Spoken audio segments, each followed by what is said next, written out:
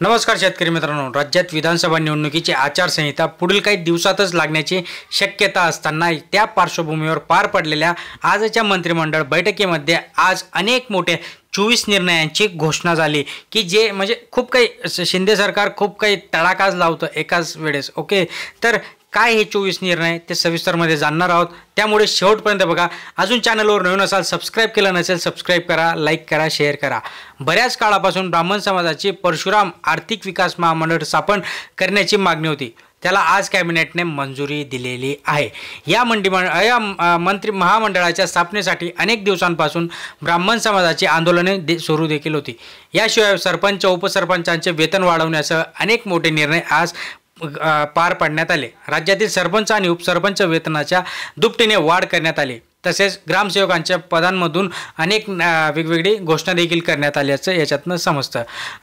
गिरीश महाजन यांनी सांगितलं होतं की ज्या ग्रामपंचायतीची लोकसंख्या 2000पेक्षा किंवा 2000पर्यंत अशा ग्रामपंचायतींमध्ये 6000 एवढं मानधन देण्यात येणार आहे. मंत्रिमंडळाचे 24 निर्णय अजून तर ही सुरुवात होती. तर सगळ्यात महत्त्वाचं म्हणजे लोहगाव विमानतळाचे नाव जगद्गुरू संत तुकाराम महाराज आंतरराष्ट्रीय विमानतळ पुणे असे करण्याचा निर्णय सामान्य प्रशासनामार्फत हे घेण्यात येणार आहे.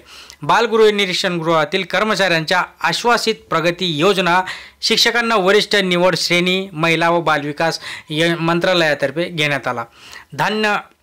धान उत्पादकांना दिलासा आणि प्रति क्विंटल 40 रुपये अतिरिक्त भरपाई दर हे मिळणार आहे.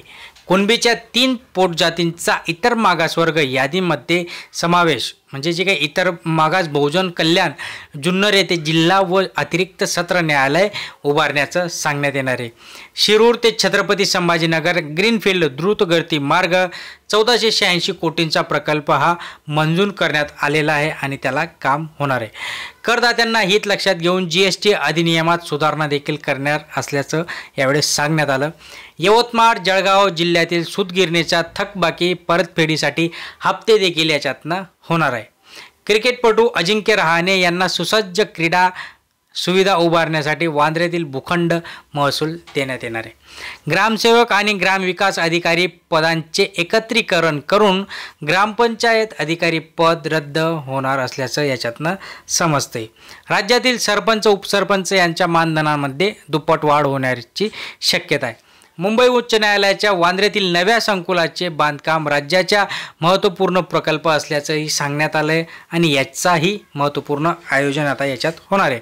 तर हरित हायड्रोजन धोरणात अँकर युनिटची पारदर्शकपणे निवड करण्यात येणार असल्याचं यावेळेस सांगण्यात आलं. ST महामंडळाच्या जमिनी BOT तत्वावर विकसित करणार असल्याचंही सांगण्यात येत आहे आणि 60 वर्षाचा भाडे करार याच्यातनं मिळणार आहे. ब्राह्मण समाजाची परशुराम आर्थिक विकास महामंडळ याच्यातनं स्थापन होणार असल्याचं आपण मगाशी बोललो, त्याच पद्धतीने हे होणार आहे. राजपूत समाजासाठी वीर शिरोमणी महाराणा प्रताप आर्थिक विकास महामंडळ स्थापन करणार असल्याचं याच्यातनं किंवा याचं नियोजन आहे. राज्यातील 14 ITI संस्थांचे नामकरण करण्याचाही याच्यातनं उद्देश त्यांनी ठेवला आहे. छत्रपती संभाजीनगर नागपूर येथील विधी विद्यापीठांचे 7 कोटी रुपये याच्यातनं मंजूर करण्यात आले.